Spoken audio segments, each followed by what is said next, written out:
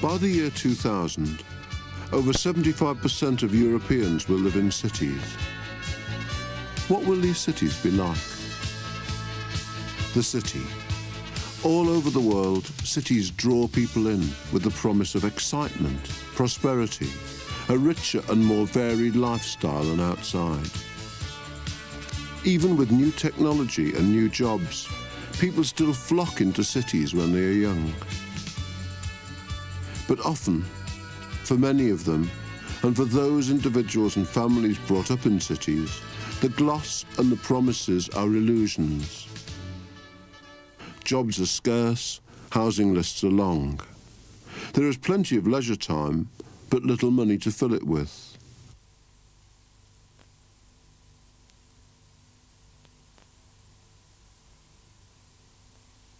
Activities cost money. So in cities such as Liverpool, hundreds of thousands of men, women and children lead deprived lives. And they also suffer more health problems than their richer neighbours.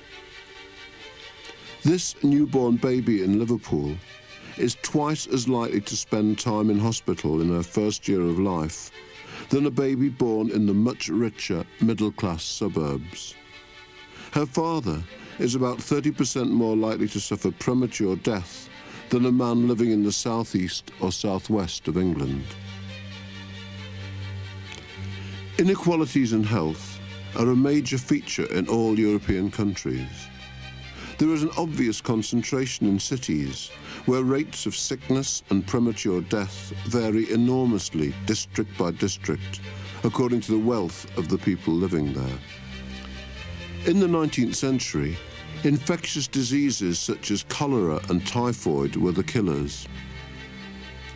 The major causes of this were filthy water supplies, slum housing and little sanitation or sewers. Only by changing the way people lived could their health be improved. It was public health campaigners, such as Dr. Duncan, the first medical officer of health in Liverpool, who fought for all this. Clean water, a healthier diet and uncontaminated food meant far less infection spreading. Later, the Clean Air Acts of the 1950 and 1960s massively cut the amount of respiratory disease.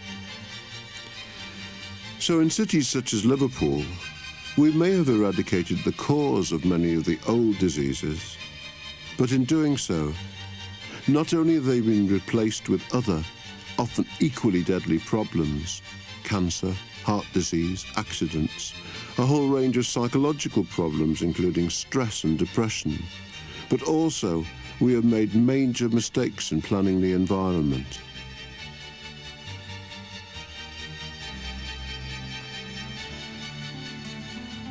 We have also found that this century's scientific advances, new drugs, transplants, new surgical techniques, may treat the symptoms of those illnesses, but only changes in our lifestyle and environment can prevent them. We need more troublemaking for health to attack the root causes of illness: poverty, poor diet, poor housing, unemployment. The links between lifestyle and ill health are clear. Diet, stress, smoking, but aiming prevention at individuals, blaming people for the way they live, does not work and can often make them feel worse. In Liverpool, 26% of adult men are unemployed, more than half of whom have been out of work for more than 1 year. If you're out of work, with little pleasure in your life, you're likely to care more about the immediate sensation of smoking, the easing of stress, than whether you'll develop cancer in 20 years' time. We may know our diet could be healthier, but unemployment and poverty too often lead to lethargy and lack of self-esteem. So why bother? And if we do care enough to change our eating habits, do we have access to decent, cheap food? Only major political and social actions can hope to deal with the massive inequalities in health which exist in most of our cities today. This is not easy to achieve. New jobs cannot be created overnight, nor better housing. Liverpool is one of a number of European cities taking part in the World Health Organization's Healthycities project. This aims to better health for all by encouraging politicians and policymakers to become aware of the effects of their decisions on people's health, whether they're building new houses or new roads, deciding on canteen food or another leisure centre.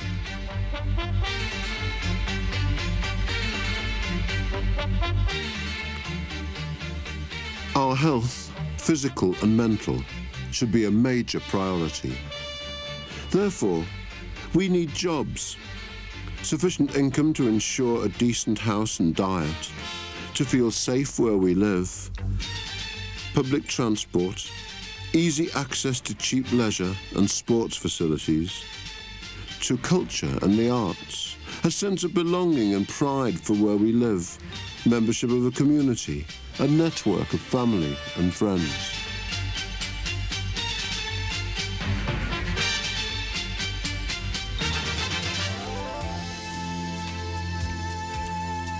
So what is it that makes for an unhealthy city? The factors common to cities all over the world. Poor housing and homelessness. Not enough open spaces. High unemployment. Fears for safety. High crime rates. Pollution. Noise. Litter and dirt and derelict land. Dense, dangerous traffic. Poor public transport. Not enough sport or leisure facilities. Poverty, racial discrimination, alienation.